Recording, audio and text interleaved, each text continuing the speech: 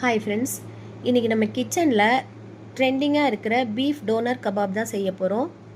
First குப்பூஸ்க்கு மாவு ready பண்ணிக்கலாம். ஒரு கப்பில் 1 டேபிள் ஸ்பூன் அளவுக்கு சுகர் சேர்த்துக்கிறேன். 7 கிராம் அளவுக்கு ட்ரை ஈஸ்ட் எடுத்திருக்கேன். தண்ணி ரொம்ப சூடாக இருக்கக்கூடாது, மீடியம் சூடில் இருக்கிற மாதிரி பார்த்துக்கோங்க. தண்ணி சேர்த்து நல்லா மிக்ஸ் பண்ணி மூடி போட்டு வச்சிடலாம்.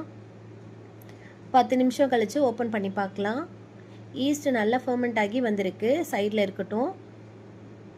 ஒரு பவுலில் 1/2 கிலோ அளவுக்கு மைதா மாவு எடுத்திருக்கேன். மெஷரிங் கப்பில் 3/4 கப் அளவுக்கு மாவு இருந்துச்சு. அதில் 1 teaspoon salt, 2 table spoon olive oil. உங்ககிட்ட ஆலிவ் ஆயில் இல்லைன்னா நார்மல் ஆயில் கூட சேர்த்துக்கலாம். இது எல்லாத்தையும் நல்லா மிக்ஸ் பண்ணிவிட்டு ஈஸ்ட் திரும்பவும் நல்லா ஃபர்மெண்ட் ஆகிருச்சு. இதுதான் கரெக்டான டெக்ஸ்சர். இதை நல்லா மிக்ஸ் பண்ணிவிட்டு மாவில் ஆட் பண்ணிக்கலாம். திரும்பவும் நல்லா மிக்ஸ் பண்ணிவிட்டு தேவைக்கு ஏற்ற மாதிரி நார்மல் தண்ணி சேர்த்து சப்பாத்தி மாவு பதத்துக்கு மிக்ஸ் பண்ணி எடுத்துக்கணும். பவுலில் சைடில் கொஞ்சமாக ஆயில் அப்ளை பண்ணிக்கிறேன். அப்போ தான் மாவு ரைஸ் ஆகி வரையில் ஒட்டாமல் வரும். இது இருக்கட்டும். இப்போது கபாப் செய்கிறதுக்கு 1/2 கிலோ அளவுக்கு பீஃபில் தண்ணி சேர்க்காமல் அரைச்சி எடுத்து வச்சுருக்கேன்.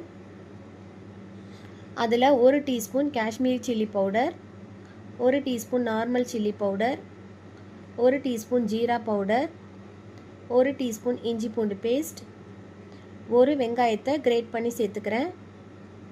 ஹாஃப் பெல் பெப்பரையும் கிரேட் பண்ணி சேர்த்துக்கலாம். ரெண்டையும் தண்ணியை நல்லா புழிஞ்சிட்டு சேர்த்துக்கணும். 1 table spoon pink salt, 2 table spoon olive oil. இது எல்லாத்தையும் சேர்த்து நல்லா மிக்ஸ் பண்ணிவிட்டு ஃபைனலாக 2 டேபிள் ஸ்பூன் ஹங்கர்டும் சேர்த்து நல்லா மிக்ஸ் பண்ணி 1/2 மணி நேரம் ஊற வச்சுக்கலாம். இப்போது ஒரு பெரிய பால் சைஸ் பீஃப் எடுத்துக்கிறேன். கட்டிங் போர்டில் பட்டர் ஷீட்டில் கொஞ்சமாக ஆயில் அப்ளை பண்ணி வச்சுருக்கேன். இப்போ பீஃபை வச்சு லைட்டாக தட்டிக்கலாம். மேலே இன்னொரு பட்டர் ஷீட் சேர்த்துட்டு தின்னாக ரோல் பண்ணி எடுத்துக்கணும். இந்த மாதிரி சுருட்டி வச்சுக்கலாம். உங்கள்கிட்ட இருக்கிற பேக்கிங் ட்ரேக்கு ஏற்ற மாதிரி நீங்கள் சைஸ் ரெடி பண்ணி எடுத்துக்கோங்க. நான் இதே மாதிரி எல்லாத்தையும் ரோல் பண்ணி செட் பண்ணி வச்சுட்டேன். இப்போது ப்ரீ ஹீட் பண்ண அவனில் 180 டிகிரியில் 10 மினிட்ஸ் வச்சுக்கலாம். இந்த டைமில் குப்பூஸ் ரெடி பண்ணிடலாம். 1/2 மணி நேரத்தில் மாவு நல்லா ரெடிஸ் ஆகி வந்திருக்கு. இது எல்லாத்தையும் சேர்த்து நல்லா ஒரு மிக்ஸ் கொடுத்துட்டு நம்மளுக்கு தேவையான அளவுக்கு மாவு எடுத்துக்கலாம். சர்ஃபேஸில் கொஞ்சமாக மாவு தூவிட்டு ரெடி பண்ண மாவை சேர்த்துட்டு தின்னாக ரோல் பண்ணி எடுத்துக்கணும். கொஞ்சம் மெலிசாக தான் இருக்கணும். இப்போ சூடான தவாவில் நம்ம ரெடி பண்ண குப்பூஸை சேர்த்துடலாம். மீடியம் ஃப்ளேமில் வச்சு 2 சைடும் வேக வைக்கணும். நல்லா பொங்கி வந்திருக்கு பாருங்கள். நல்லா சாஃப்டாகவும் வந்திருக்கு. இது இருக்கட்டும். இப்போது தஹினி சாஸ் செய்கிறதுக்கு பேனில் 1/2 கப் அளவுக்கு வெள்ளை எள் எடுத்திருக்கேன். அதை கலர் மாற அளவுக்கு வறுத்து எடுத்துக்கணும்.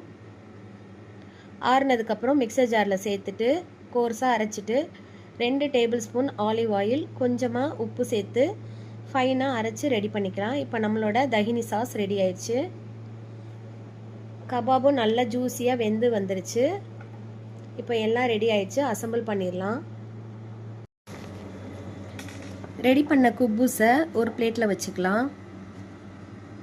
மேலே கொஞ்சமாக தஹினி சாஸ் அப்ளை பண்ணிவிட்டு லெட்யூஸ் வச்சுக்கலாம்.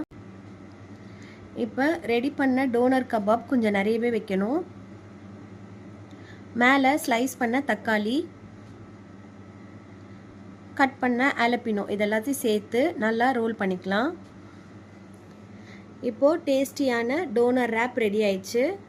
டேஸ்ட் ரொம்ப சூப்பராக இருந்துச்சு. கண்டிப்பாக ட்ரை பண்ணி பாருங்கள். எப்படி வந்துச்சுன்னு கமெண்ட்டில் சொல்லுங்கள். இப்போ டேஸ்டியான பீஃப் டோனர் கபாபை சாப்பிட்டு என்ஜாய் பண்ணலாம்.